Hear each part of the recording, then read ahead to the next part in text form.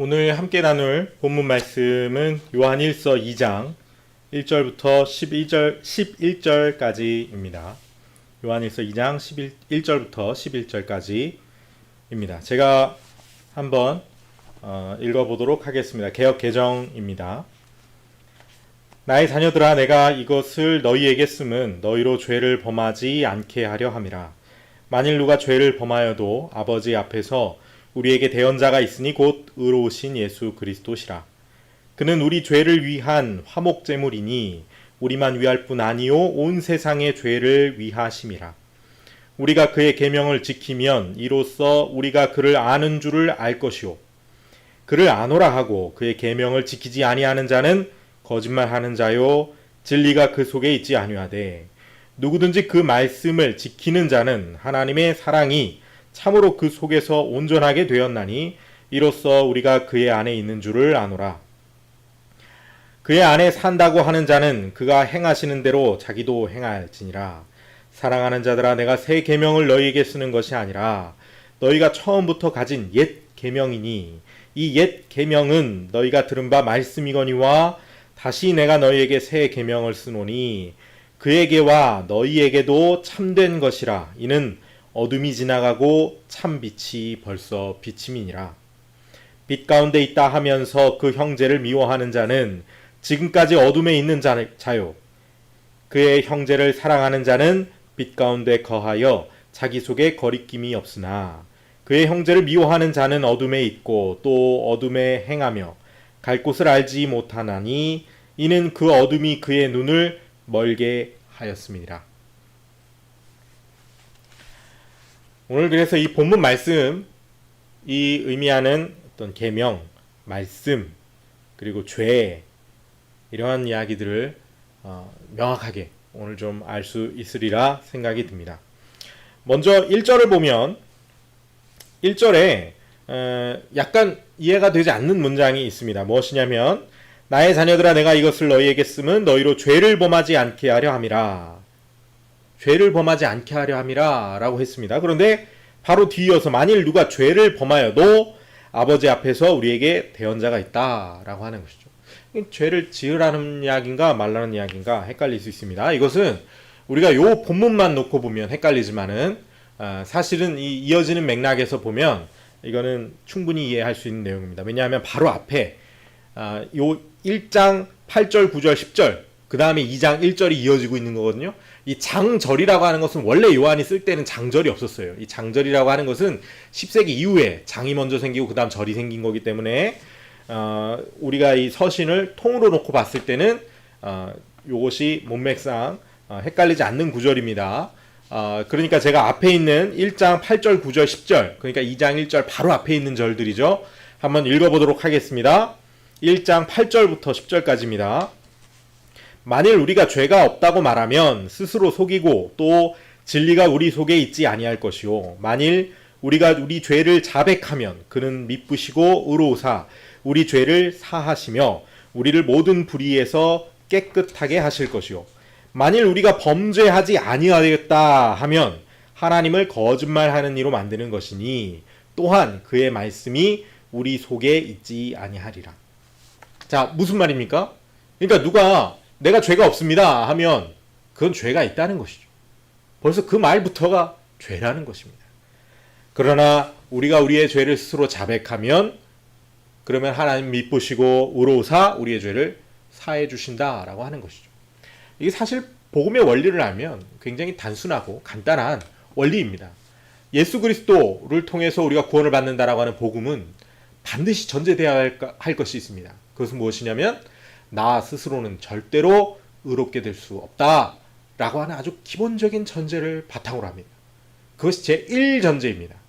나는 죄인이다. 나는 불완전하다. 뭐 다양하게 표현될 수 있겠지만은 어쨌든 여기서도 요한 기자가 그것을 언급하고 있는 겁니다. 그러니까 여기 2장 1절에서 넘어오면 죄를 범하지 않게 하려 함이라. 여기서 이 죄를 범하지 않게 하려 함이라는 말은 앞에서 바로 이야기했듯이 내가 죄가 없다라는 말을 하지 못하게 하려 함이라. 그래서 내가 이것을 쓰고 있다 라고 요한 기자가 이야기를 하고 있는 것이죠. 그리고 뒤이어서 만일 누가 죄를 범하여도 아버지 앞에서 우리의 대언자가 있다 라고 하는 말은 뭡니까? 예, 내가 죄인임을 시인하고 그러면 그때에는 대언자가 있다 라고 하는 것이죠. 그러니까 이게 굉장히 아주 아이러니한 역설적인 말 같지만은 사실 생각해보면 이건 당연한 말입니다. 그죠? 왜냐하면 예수 그리스도께서 우리의 죄를 사해 주시는 구원자가 되시는 것이기 때문에 우리가 먼저 우선 내가 죄인입니다 라고 시인하지 않으면 복음이 시작될 수가 없는 것이죠. 그러니까 죄를 인정하지 않는 것은 복음에 반하는 죄인인 것입니다. 그러니까 여기서 요한 기자가 죄로 명명하고 있는 것은 나는 깨끗하다, 나는 의롭다, 나는 나 스스로 깨끗하게 될 수 있다, 내가 이 땅에서 의롭게 살 수 있다 라는 것이 죄라는 것입니다. 따라서 본문 1절에서 죄를 범하지 않게 하려 함이라 의 죄는 자신의 복음에 반하는 죄를 말하는 것이고 뒤이어 누가 죄를 범하여도 에서의 죄는 자신의 실제의 죄를 이야기하는 것입니다. 자, 그리고 나서부터 1절과 2절에서 이제 그 복음의 원리를 이야기하고 난 다음부터 요한 기자는 어투를 바꿔서 그의 계명을 지키면 이로써 우리가 그를 아는 줄 알 것이요 라고 해서 계명과 그리고 오전에 누구든지 그의 말씀을 지키는 자는 하면서 말씀 그리고 새 계명, 옛 계명 하면서 계명과 말씀에 대한 이야기들을 이어나가기 시작합니다. 여기서 이 계명과 말씀이라고 하는 것이 어떠한 의미를 가지는가?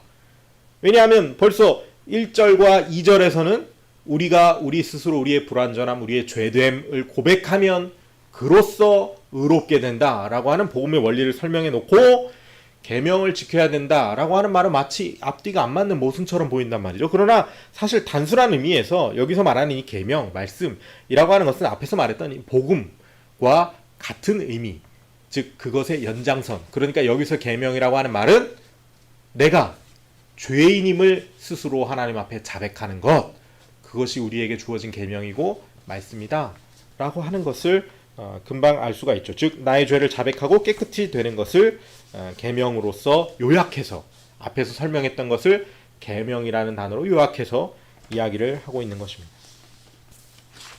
이 계명이라고 하는 단어가 여기서 이제 엔톨레라고 하는 단어로 사용되고 있습니다. 이 헬라어 단어는 주로 이제 명령, 주어진 의무 뭐 이런 의미로 사용이 되곤 합니다. 그러나 우리가 이 신학 연구자들이 익히 오랫동안 이 요한복음과 요한 서신을 비롯해서 이 요한 기자와 요한 공동체는 이 헬레니즘의 강력한 영향력 아래에 있는 이 헬레니즘과 그리고 유대인의 어떠한 그 전통적인 종교를 융합해서 그 가운데서 자신들만의 요한 신학을 요한복음 신학, 요한 기자의 신학, 요한 공동체 신학을 정립해 왔던 그러한 공동체다라고 하는 것을 이미 오래전부터 연구해서 공론화되어 있습니다. 정론화되어 있습니다. 그래서 실제로 우리가 그 사복음서에서도 요한복음만 따로 떼어서 요한복음이라고 하고 다른 것은 공관복음, 같은 관점을 가졌다. 그래서 공관복음 이렇게 이야기를 합니다. 그런데 이 그 당시에 헬레니즘을 받아들이면서 그 가운데서 이 유대인의 어떠한 신학적인 체계를 이루었던 그러한 영향권 아래에 있었던 문건들을 살펴보면 거기서 등장하는 이 엔톨레라고 하는 단어는 이 노모스라고 하는 단어와 밀접한 연관이 있음을 학자들이 밝혀냈습니다. 그래서 이 요한복음이나 요한서신에서 이 계명이라고 하는 단어로 사용되었던 엔톨레라고 하는 단어가 등장한다면 그것은 어떠한 하나님께서 우리에게 모세의 율법을 주시듯이 명령하신 그러한 계명이 아니고 창조의 본성적으로, 즉 인간 내면에 인간에게 본성적으로 주어져 있는 어떠한 명령, 어떠한 말씀, 어떠한 인간이 벗어날 수 없는 본성에 있기 때문에 벗어날 수 없는 근원적인 본능 가운데 있는 어떠한 요구, 창조적인 요구, 창조적인 의무, 이러한 아주 그 존재론적인 특성을 가지고 있다라고 하는 것을 학자들이 이제 밝혀냈습니다. 이것은 이제 그 신약 성서 헬라어 사전 중에서 가장 권위가 있고 유명한 이 브로밀리 신약 성서 헬라어 사전을 참고하면 우리가 그러한 의미를 자세하게 살펴볼 수가 있습니다.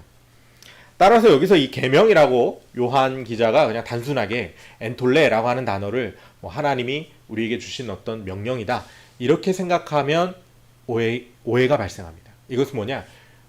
근원적이고 본성적으로 우리의 마음 가운데 우리가 예수를 믿든 예수를 믿지 않든 인간이 존재론적으로 내재하고 있는 이 본성 가운데 있는 어떠한 계명, 명령 이것을 일컫는다라고 하는 것이죠. 그래서 그게 뭐냐 과연? 그 계명이 뭡니까? 그 계명이. 자, 우리가 여기서 금방 알 수가 있는데 요한 1서 전체 그리고 요한복음 전체에서 아주 강력하게 대두되고 있는 중요한 단어 하나는 바로 사랑입니다. 사랑. 여기서도 요한 1서 2장 9절부터 보면 빛 가운데 있다 하면서 그 형제를 미워하는 자는 지금까지 어둠에 있는 자요. 그의 형제를 사랑하는 자는 빛 가운데 거하여 자기 속에 거리낌이 없다. 이렇게 이야기를 하고 있습니다. 즉 계명이라고 앞에서 이야기했고 말씀이라고 이야기해 왔던 것을 형제를 미워하지 않고 형제를 사랑하는 것으로 연결시키고 있는 것을 우린 금방 알 수가 있습니다. 마찬가지로 예수님께서도 계명과 사랑 이 두 단어를 연결시켜서 말씀하신 적이 이미 있습니다. 마태복음 22장 35절부터 보면 그 중에 한 율법사가 예수를 시험하여 묻되 선생님 율법 중에서 어느 계명이 크니까? 예수께서 이르시되 네 마음을 다하고 목숨을 다하고 뜻을 다하여 주 너의 하나님을 사랑하라 하셨으니 이것이 크고 첫째 되는 계명이요.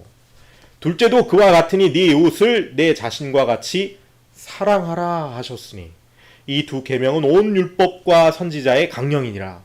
예수님께서 주신 계명, 말씀, 예수님께서도 역시 사랑과 계명을 밀접하게 연결시키고 있음을 발견할 수 있습니다. 요한 기자와 동일하죠. 그죠? 그러니까 이로써 우린 이 요한 기자가 사용하고 있는 계명, 엔톨레라고 하는 인간 본성 근원에 있는 어떠한 창조적이고 존재론적인 명령, 그것은 바로 사랑하라, 사랑이라고 하는 명령임을 알 수 있습니다. 우리는 나라고 생각합니다. 우리가 그 본성으로 한번 들어가 보는 겁니다. 나라고 생각하죠, 사람은. 그죠? 우리 헬라어로는 이것을 자아, 에고라고 합니다. 번역하면 자아라는 말이죠. 우리 익히 현대인은 많이 들어보는 단어입니다. 에고라는 단어죠. 만약 우리가 나라고 생각하지 않는다면 우리는 사실 어떠한 인식도 할 수 없다는 것을 알 수 있습니다. 왜냐하면 감각하고 사고하고 하는 그러한 모든 나의 활동은 바로 그것이 나의 활동으로서만 나에게 인지될 수 있고 의미를 지닐 수도 있고 또 활동될 수 있기 때문이죠. 그렇죠.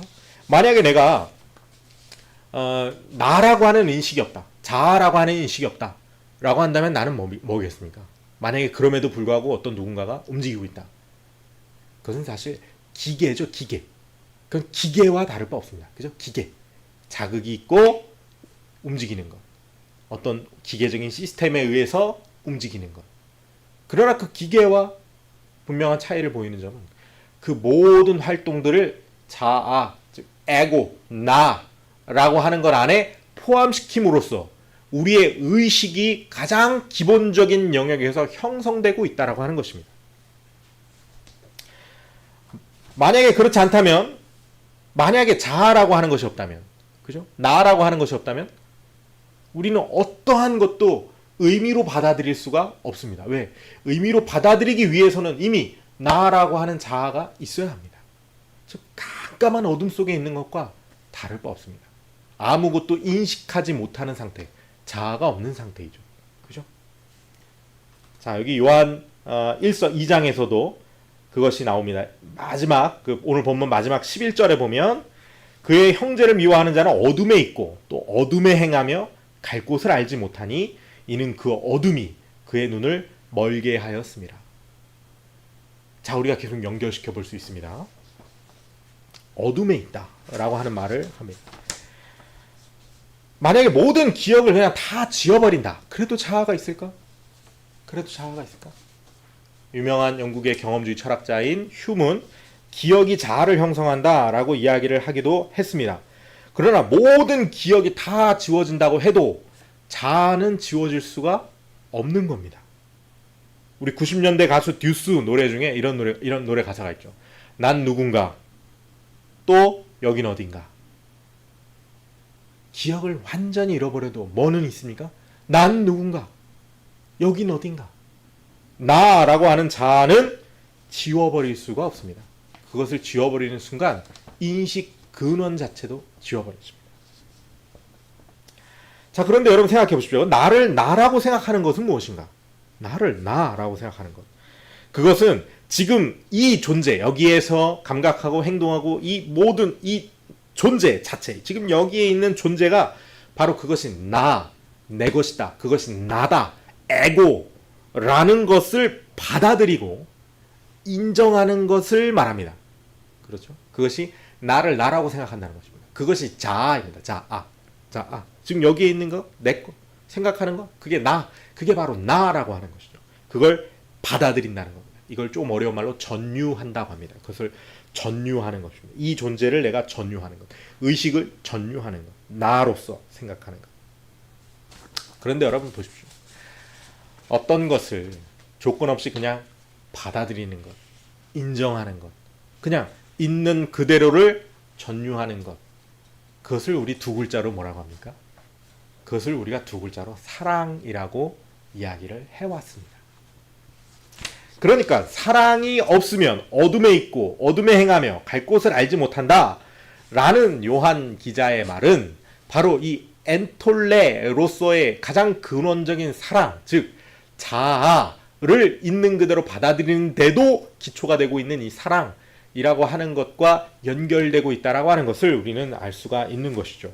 베드로전서 4장 8절입니다. 무엇보다도 서로 뜨겁게 사랑할지니 사랑은 허다한 죄를 덮나니 라고 말합니다. 잠언 10장 12절에서는 미움은 다툼을 일으켜도 사랑은 모든 허물을 가리느니라 라고 말합니다. 이것은 무엇입니까? 어떠한 조건을 따지지 않고 허물이 있건 없건 어떠한 조건이건 생긴 게 어떻게 생겼건 어떠한 성격을 가지고 있건 간에 일단 나는 나라고 받아들이는 그 가장 기본적인 자아의 형태, 거기에서부터 이미 무엇이 발견되고 있는 겁니까? 사랑. 그냥 있는 그대로 그게 나. 여기에 나. 내가 마음에 안 들 수 있죠. 그렇다고 내가 아닙니까? 내가 나를 지워버릴 수 있습니까? 내가 나를 지워버릴 수 없습니다. 내가 나를 지워버리는 순간 그것은 그냥 아무것도 아니어버립니다. 무로 돌아가는 것이죠. 우리의 의식 가장 밑바탕을 이루는 자아 인식은 다름 아닌 사랑으로서 작동하는 것입니다. 흘러가는 시간 속에서 끊임없이 나를 나라고 생각하고 있는 그 본성적인 어떤 특성, 나를 나라고 생각하는, 그래서 자아가 발생하고 우리의 모든 의식이 발생하는 인간의 가장 근원적인 본성, 그것을 우리는 살펴보니 그게 사랑이더라. 다름 아닌 그게 사랑이더라는 것이죠. 그러니까 우리는 존재론적으로 하나님께서 우리를 창조하실 때 가장 근본적이고 가장 존재론적으로 무엇에 기초해서 우리의 의식을 형성하셨다? 자아를 형성하셨다? 그것은 바로 사랑이죠. 너는 너부터 너 스스로를 있는 그대로 받아들여야 해. 그것이 바로 사랑이야. 그것을 통해서만이 우리의 자아가 발생하게 됩니다. 그것이 우리의 본능이죠. 그러니까 여러분, 사랑은 인간 존재론적으로 가장 근원에 있는 본능입니다. 본성입니다. 그 대상은 가장 첫 번째 그 대상 나죠. 나. 여기에 있는 이 존재로서의 나입니다.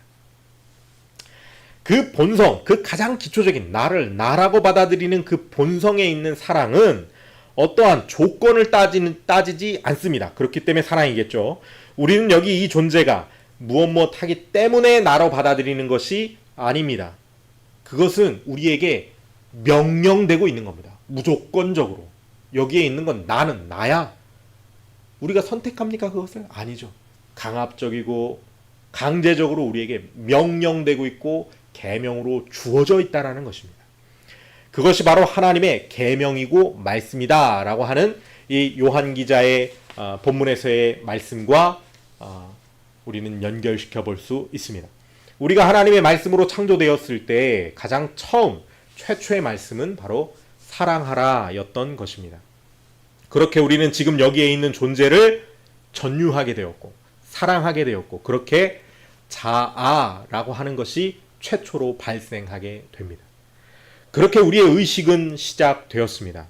우리에게 주어지는 가장 근원적인 하나님의 계명 바로 사랑인 것이죠. 자, 그런데 오늘 요한일서 2장의 본문 말씀을 보면 그 계명을 지키라고 말합니다. 우리가 지금 살펴본 우리의 본성 가운데 있는 이 계명으로서의 사랑은 우리가 지키고 지키지 않고를 선택할 수 있는 계명이 아니죠. 자아를 포기할 수 있는 사람은 없습니다. 그것은 모순이 발생합니다. 따라서 이것은 강압적인 시스템이지 계명이라고 이야기할 수 있는가? 라고 생각을 할 수 있습니다. 그러나 이것을 계명이라고 말할 수 있습니다. 왜? 어느 순간부터 우리는 내가 이러저러 해야만 내가 나를 사랑할 수 있다라고 생각하기 시작했기 때문입니다. 우리의 본성과 존재론적인 기저에는 우리의 자아 인식에는 기본적으로 여기에 있는 이 존재를 나를 그저 사랑한다, 있는 그대로 전유한다 라고 하는 특성을 가지고 있지만 그러나 우리가 어느 순간부터 우리의 경험이 쌓이고 우리가 장성하게 되었을 때는 자꾸만 어떻게 됩니까? 조건을 따지게 됩니다. 누구에게? 나에게. 분명히 본성은 나를 나로 생각하고 있으면서도 내가 나를 미워합니다. 아, 내가 더 좋은 사람이었으면 좋겠어. 더 예뻤으면 좋겠어. 내가 더 잘했으면 좋겠어. 그래야만 내가 가치가 있고 내가 나를 사랑할 수 있는데 내가 뭔가 더 잘나 보이는 사람이었으면 좋겠다. 누군가로부터 사랑받기 위한 마음입니까? 아닙니다. 타자라고 하는 것은 우리의 인식 가운데 없습니다. 우리의 의식 가운데 있는 것은 항상 그것은 나입니다. 여러분에게 너는 못됐어, 너는 잘못했어, 너는 못생겼어 라고 말하는 것은 타인이 아닙니다. 너는 예뻐, 너는 잘한다, 너는 똑똑해, 너는 잘났어 라고 말하는 것은 타인이 아닙니다. 그것은 여러분 안에 있는 여러분의 자기 자신입니다. 이윽고 이러한 생각과 마음이 바로 우리의 본성인 나를 사랑한다 라고 하는 가장 기본적인 그 자아와 충돌하기 시작합니다. 여전히 자아는 끊임없이 그냥 여기에 있는 존재를 나로 받아들이고 있습니다. 그것이 우리의 본성이죠. 그러나 우리는 그 계명을 거슬러 우리의 의식은 나를 자꾸만 조건짓고 사랑하게 됩니다. 자, 그렇게 우리가 우리의 이 본성과 우리의 이 조건짓는 나를 조건으로 사랑하는 조건부 사랑 둘이 충돌하면서 발생하는 어떤 과정은 이렇습니다. 먼저 첫 번째, 나의 본성은 기본적으로 나를 사랑하고 있죠. 두 번째, 그러나 나는 있는 그대로를 사랑하지 않고 내가 어떤 조건이어야만 이러저러 해야만 더 예뻐야만 더 잘해야만 그래야만 나를 사랑할 수 있다. 혹은 저 사람들이 나를 인정해 주어야만 나를 사랑할 수 있다 등등 다양한 조건들을 붙이기 시작합니다. 그리고 세 번째, 그러한 조건을 만족시켜야 하는 상황으로 이 지금 주어진 현실이 나에게 주어지게 됩니다. 그러니까 지금 내가 그냥 여기에 있는 존재를 생각하지 않고 어떤 조건부적인 나를 형성하려고 하기 때문에 지금 나에게 주어져 있는 현실 자체가 어떤 미션을 이루어야 되는 하나의 장이 되어버립니다. 그러니까 어떻습니까? 기본적으로 상황을 받아들이는 것이 대단히 어렵게 되죠. 그리고 1차적으로 나를 제대로 받아들이지 못하기 때문에 타인을 제대로 받아들이지 못하게 되는 상황도 발생합니다. 그것은 무엇이냐? 내가 나를 나의 조건을 만족시키기 위해서 이 현재의 상황을 취하는 것이기 때문에 이 현재 상황 가운데 내 곁에 있는 타자들 또한 나의 이 사랑할 수 있는 조건을 만족시키기 위한 수단으로 취해지게 되는 것이죠. 그래서 네 번째, 그러한 조건을 만족시키기 위해 상황을 받아들이고 해야 할 의무가 당이 주어집니다. 지금 현재 나에게 주어져 있는 의무, 도덕적인 의무건 사회적인 의무건 해야 할 일이건 이 모든 것들의 당위는 왜 나에게 이것이 당이 주어지고 있냐면 그것을 잘 이행해야만 내가 나를 사랑할 수 있기 때문에. 그러니까 의무와 당위는 나를 사랑하고자 하는 욕구로부터 비롯되기에 개인의 선택이 아닌 본성적인 선택에 머물게 됩니다. 즉 내가 나를 조건부적이지만 이 조건을 만족시켜서 나를 사랑해야지 라고 강요하고 있는 건 무엇입니까? 우리의 본성이죠. 가장 기본적인 본성에서 그것이 계속해서 우리에게 치고 올라오고 있고, 그러나 우리는 그 본성의 강요 위에서, 그 계명 위에서 끊임없이 자기 자신을 조건화시키고 있기 때문입니다. 그러니까 내가 이 상황에서 더 잘해야 돼, 더 윤리적으로 올바라야 돼 라고 생각하는 것은 사실은 내가 그래야만 나를 사랑할 수 있기 때문에 라고 하는 그 본성에 맞닿아 있는 것이죠. 여러분, 그러니까 굉장히 강력해집니다. 내가 현 상황에서 반드시 이렇게 해야만 해, 반드시 이렇게 해야만 해, 반드시 난 이래야만 해 라고 하는 것이 그냥 어떤 이 상황을 받아들이는 차원이 아니라 나의 본성 가운데 그래야만 내가 나를 사랑할 수 있는 그 본성을 만족시킬 수 있기 때문에, 그러니까 굉장히 강력해지고 바로 율법주의자들의 정체가 여기에 있습니다. 강력한 율법주의자, 도덕주의자들, 찔러도 피 한 방울 안 나올 것 같은 사람들, 그런 사람들은 사실 우리가 살펴본 바대로 진정으로 자기 자신의 본성 가운데 주어진 창조적 계명을 있는 그대로 받아들이지 않고 있는 사람들입니다. 어렵지만 이해하시기 바랍니다. 그리고 마지막 다섯 번째입니다. 이행되지 못했을 경우를 한번 생각해 보도록 하겠습니다. 그러나 조건을 만족시키지 못할 수 있습니다. 자, 그런 상황에서는 어떻게 됩니까? 그 상황 자체를 미워하게 됩니다. 2장 9절의 말씀과 같이 되는 것이죠. 2장 9절.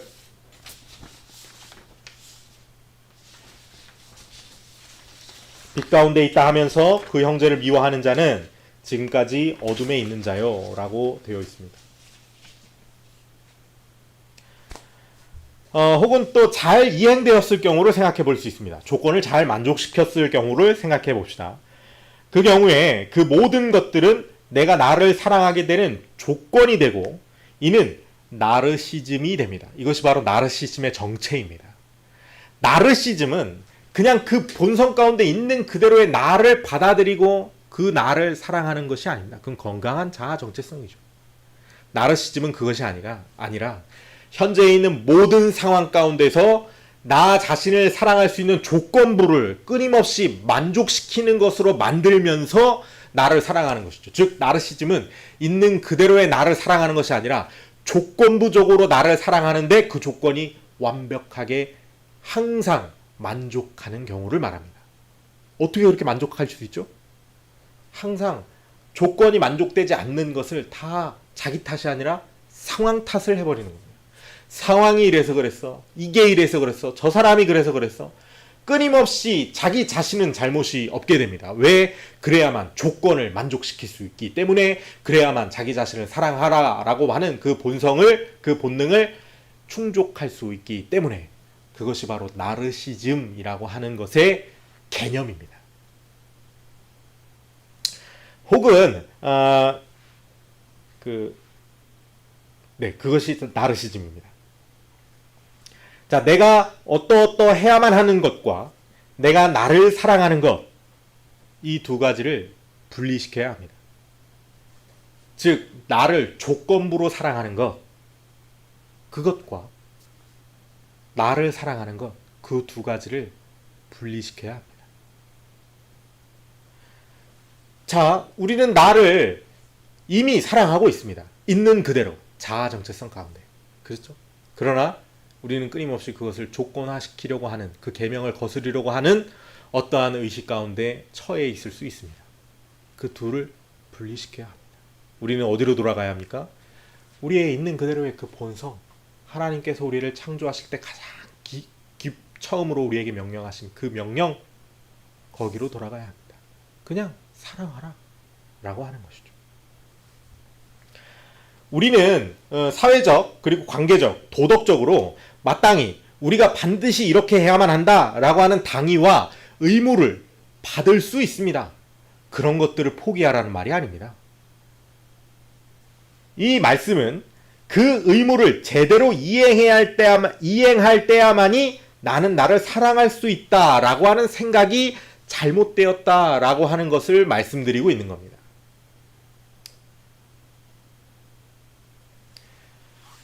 당위가 주어지는 것은 그냥 나에게 주어져 있는 그 상황에서, 그 상황으로부터 주어질 수 있습니다. 자, 그렇게 당위가 주어져야만 내가 정말 그 본성의 그 강압적인 그 압력으로부터 벗어나서 현실을 있는 그대로 직시할 수 있고 더 폭넓게 현실을 바라볼 수 있게 됩니다. 그러나 의무의 당위가 그렇게 하지 않으면 나는 나를 사랑할 수 없기 때문이다 에서 주어진다면, 그러면 우리는 강력한 윤리주의, 도덕주의, 율법주의, 행위주의에 빠지지 않을 도리가 없습니다. 나아가 나르시즘이 될 수 있고 제대로 이행되지 않아서 내가 나의 조건을 만족시키지 못하는 것에 대한 큰 절망이 닥치게 되면 우울증, 더 나아가서는 자기가 자기 자신을 스스로 죽이는 일로까지 치닫을 수 있습니다. 우리의 본성적인 자아가 나를 있는 그대로 그냥 사랑하듯이 나의 상황과 내가 있는 그 환경을 있는 그대로 받아들이는 것, 그것이 정상적인 의무와 당위의 출처가 되어야 합니다. 자, 그래서 우리는 건강한 상태, 즉 그 본성의 계명을 거스르지 않고 그 본성의 계명을 그냥 있는 그대로 받아들이는 그 상태의 단계를 다시 5단계로 한번 보도록 하겠습니다. 첫 번째, 나의 본성은 그저 나라고 전혀하고 있다. 그것이 나야. 있는 그대로 나를 사랑하는 것이죠. 자, 그리고 두 번째, 나를 나로서 그냥 받아들이는 것은 여기에 있는 이 내가 어떠어떠해야만 한다라고 하는 조건을 붙이지 않는 것입니다. 내가 어떠해야만 한다, 이뻐야 한다, 잘생겨야 한다, 잘해야 한다, 똑똑해야 한다, 뭘 이걸 훌륭하게 해야 되나, 저 사람들로부터 내가 가족들로부터 인정을 받고 사랑을 받아야 한다, 그래야만 내가 사랑받을 수 있는 자격이 주어진다. 누구에게? 나에게? 아니요. 그런 조건을 지워버리라는 겁니다. 그런 건 없습니다. 그냥 나는 나예요. 본성으로부터 첫 번째 단계와 두 번째 단계 사이에 차이가 있어서는 안 됩니다. 세 번째 단계입니다. 나를 사랑하기에 나에게 주어진 상황을 받아들입니다. 자, 아까 내가 나를 조건부 사랑하는 존재로 생각했을 때에는 나에게 주어진 현실과 상황은 내가 나를 사랑할 수 있는 조건이 만족시킬 수 있는 하나의 수단으로서 나에게 다가왔습니다. 그러나 지금은 나에게 주어져 있는 이 현실과 상황이 수단일 필요가 없습니다. 그것은 무엇입니까? 그냥 내가 사랑하는 내가 있는 곳이 돼버립니다. 내가 지금 여기 그냥 있네? 그냥 그겁니다. 그러니까 상황과 현실도 조건부로, 수단으로 받아들이는 것이 아니고 그냥 있는 그대로 받아들이게 됩니다. 자, 보십시오. 본성 가운데 있는, 그냥 있는 그대로 내가 나를 사랑한다라고 하는 그 아주 기초적이고 본성적인 거스를 수 없는 그 계명을 거스르지 않을 때에 자연스럽게 그 사랑이 어디로 퍼져나갑니까? 나로. 그 다음 그것이 나의 상황과 더 나아가 내 이웃으로 자연스럽게 퍼져나갑니다. 그것은 물이 위에서 아래로 흐르듯이 자연스럽게 이루어지는 것이지 중간에 어떤 결단이나 나의 의지, 그런 것이 필요 없습니다.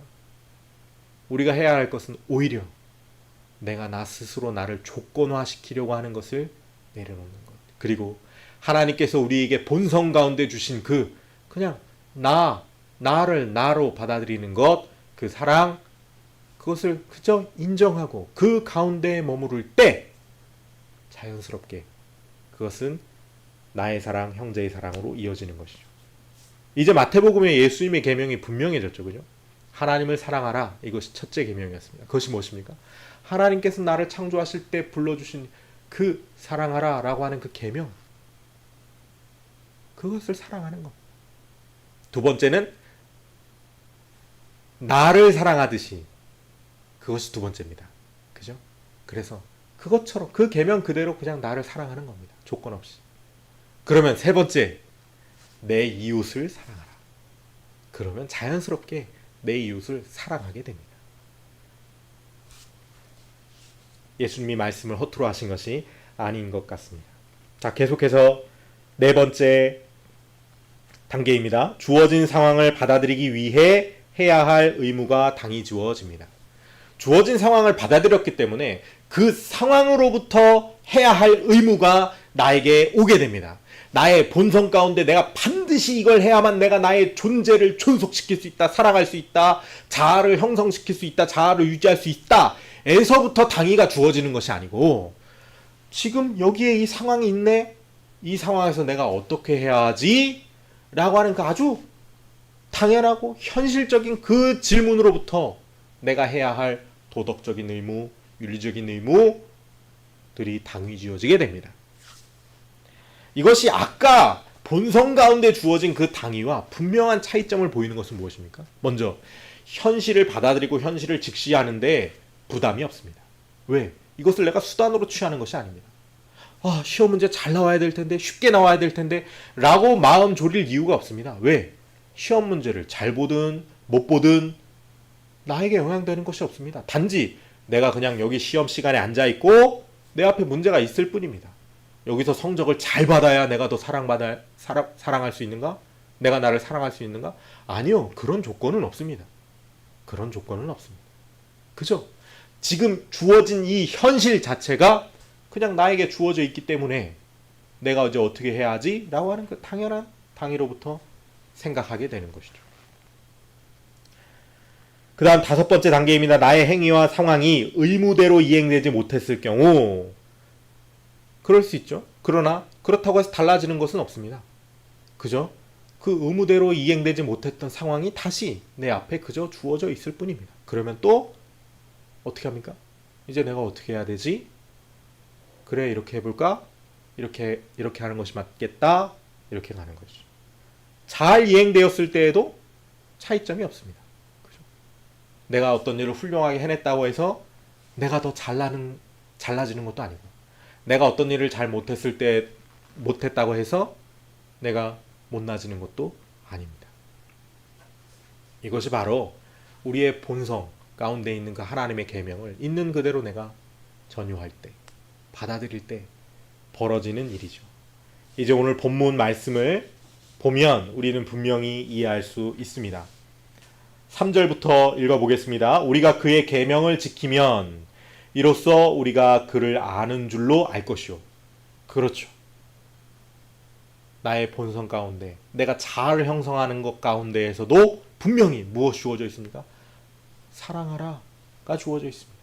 그 계명을 지키면 당연히 하나님을 아는 줄로 알 것이요. 그를 아노라 하고 그의 계명을 지키지 않는 자는 거짓말하는 자요, 진리가 그 속에 있지 아니하되. 누구를 지칭합니까? 영지주의자들.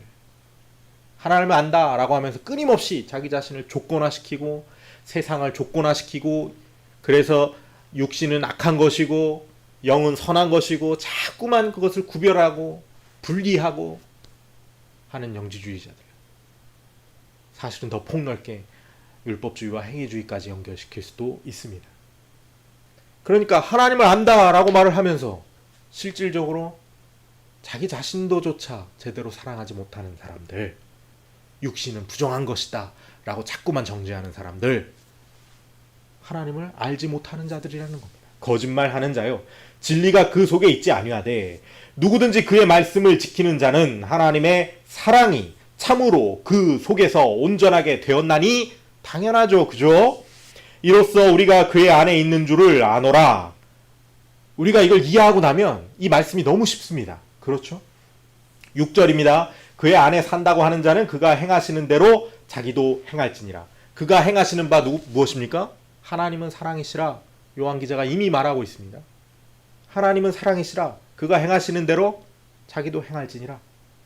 사랑하는 자들아, 내가 새 계명을 너희에게 쓰는 것이 아니라 너희가 처음부터 가진 옛 계명이니, 이 옛 계명은 너희가 들은 바 말씀이거니와. 무엇을 이야기합니까? 처음부터 가진 옛 계명, 우리의 시작부터, 최초의 우리의 자아의 시작부터 우리에게 주어져 있는 그 말씀, 사랑하라. 그로써 우리의 자아가 형성되었고 우리의 의식이 발생하고 우리가 여기에 존재하고 있죠. 나로서. 8절입니다. 다시 내가 너희에게 새 계명을 쓰노니 그에게와 너희에게도 참된 것이라. 이는 어둠이 지나가고 참 빛이 벌써 비침이니라. 빛 가운데 있다 하면서 그 형제를 미워하는 자는 지금까지 어둠에 있는 자요. 여기서 새 계명은 무엇입니까? 그 첫 계명으로부터 건너와서 나를 사랑함으로써 내가 나의 자아를 형성했고, 그래서 지금 내가 여기에 있네? 라고 하는 것으로부터 나의 주어진 현실의 상황과 내 이웃, 내 형제를 있는 그대로 받아들이는 것. 예수님께서는 둘째 계명이라고 말씀하신 것. 요한 기자는 여기서 새 계명, 옛 계명 이렇게 표현하고 있는 것을 알 수 있죠. 9절입니다. 빛 가운데 있다 하면서 그 형제를 미워하는 자는 지금까지 어둠에 있는 자요. 그의 형제를 사랑하는 자는 빛 가운데 거하여 자기 속에 거리낌이 없으나. 즉 여기서 빛 가운데라고 하는 것도 우리의 존재 자체를 비추고 있는, 자아를 가능하게 하는 그 근원적인 빛, 자아가 자아 되게 하는 그 빛, 사랑이라는 것을 우리는 금방 캐치할 수 있죠. 마지막 11절입니다. 그의 형제를 미워하는 자는 어둠에 있고 또 어둠에 행하며 갈 곳을 알지 못하나니 이는 그 어둠이 그의 눈을 멀게 하였습니다. 당연한 결론으로 이어집니다. 자, 여러분, 우리가 이 첫 번째 계명, 즉 그냥 우리 모두가, 나를 나라고 생각하는 인간 모두가 가지고 있는 그 본성에 주어져 있는 그 계명, 그곳으로 돌아가야 합니다. 내가 어떠한 조건이 되어야만 나를 사랑할 수 있다라고 하는 그 생각의 길을 바꿔야 합니다. 혹여나 이 설교를 듣는 저와 여러분 가운데 내가 나를 생각할 때 자꾸만 나를 있는 그대로 내가 나를 생각하고 받아들이지 않고 조건부로 생각하지는 않는지 이 시간 돌아보아야 합니다. 나는 나를 사랑하는 그 본성적인 사랑을 받아들이는 것, 자아의 원초적인 부분에서부터 사랑을 받아들이는 것, 사랑 가운데 거하는 것, 다 같은 말이죠. 예수님께서 우리를 위하여 죽으셨습니다. 죽음은 모든 조건의 포기입니다. 자아 조건의 포기죠. 하나님께서는 모든 조건을 포기하고서도 나를 향한 사랑이 여전히 남아있다라고 하는 것을 십자가 위에서 공표하셨습니다. 그렇죠. 예수님께서 십자가 위에 죽으심으로 모든 자아의 조건을 포기하셨지만 그로써 우리에게 무엇이 남게 됩니까? 우리의 구원. 우리를 하나님이 얼마나 사랑하시는지가 보여지게 되죠. 모든 조건을 포기하고서도 우리를 사랑하시는 예수 그리스도의 사랑, 그 본성적인 그 자아 있는 그대로 너의 모든 조건을 포기하고 그냥 있는 그대로 너를 사랑해라. 나는 그런다. 나는 너를 그렇게 한다. 라고 하는 것을 십자가 위에서 공표하신 것이라는 것입니다. 그것은 하나님이 사랑이시라는 것을 보여준 것이요, 우리가 거해야 할 가장 원초적이고 본성적인 근원에 바로 사랑이라고 하는 것이 백그라운드 되고 있다는 것을 높이 드러내신 사건이라고 할 수 있습니다.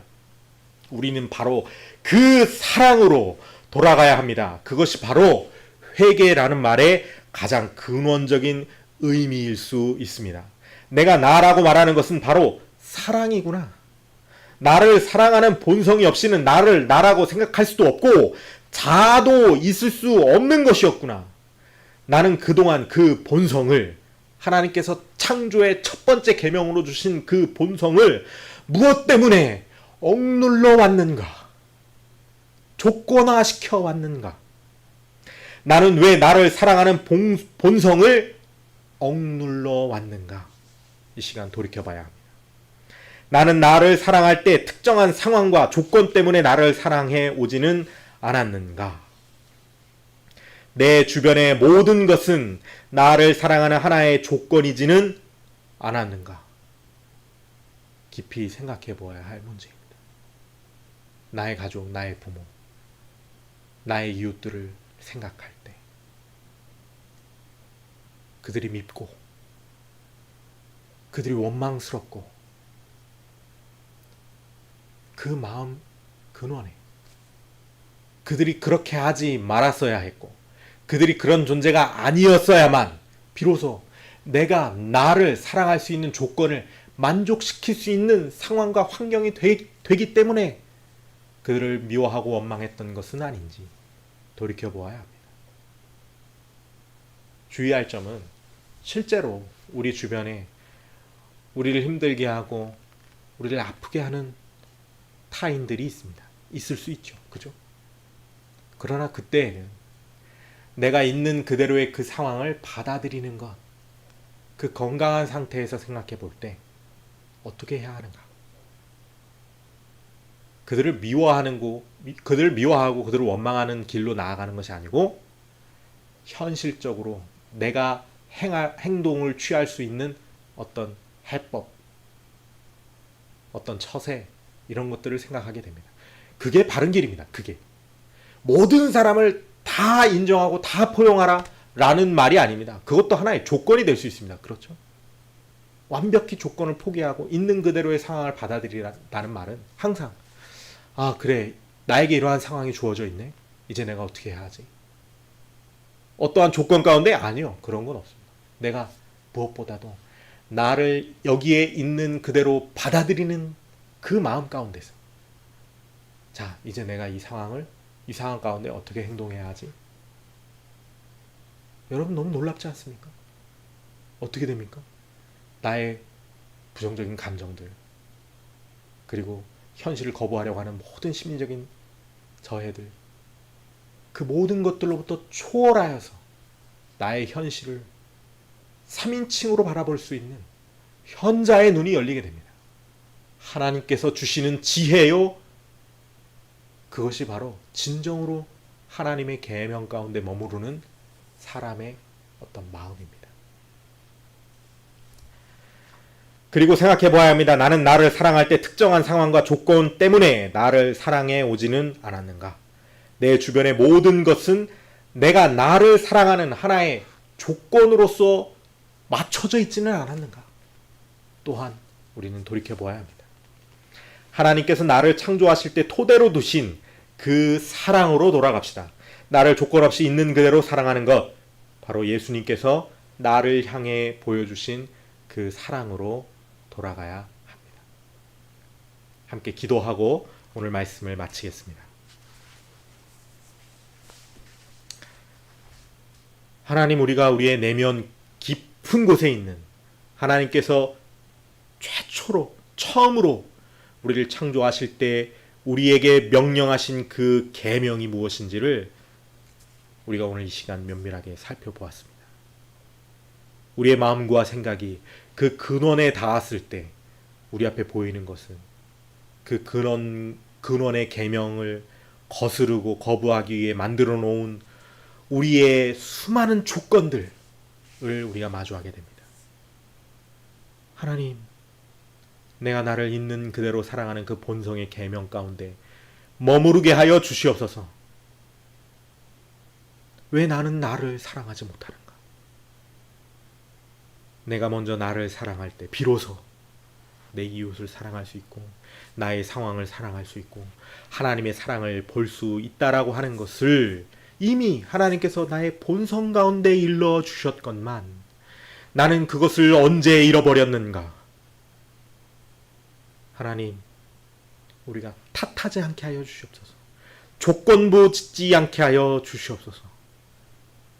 우리가 나를 바라보고 상황과 환경을 바라보는 모든 찌꺼기들, 조건의 찌꺼기들을 깨끗하게 닦고 씻어내고 있는 그대로의 나를, 그래 이게 나구나, 이게 나구나, 못나고 더럽고 추악하고 못생겼지만 그래 이게 나구나, 이게 나구나, 이게 바로 하나님께서 주신 나구나, 이게 바로 예수님께서 자기의 모든 것을 버리고 사신 나구나, 그게 나구나, 이게 나구나, 조건부로 생각하지 않게 하여 주시옵소서.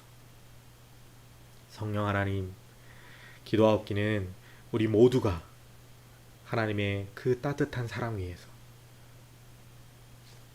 건강한 자아 정체성을 수립하고 그로써 이 세상을 현명하게 살아갈 수 있게 하여 주시옵소서. 우리에게 지혜가 부족하거나 하나님 이 시간 지혜를 부어 주시옵소서. 감사드리며 예수님의 이름으로 기도드렸습니다. 아멘.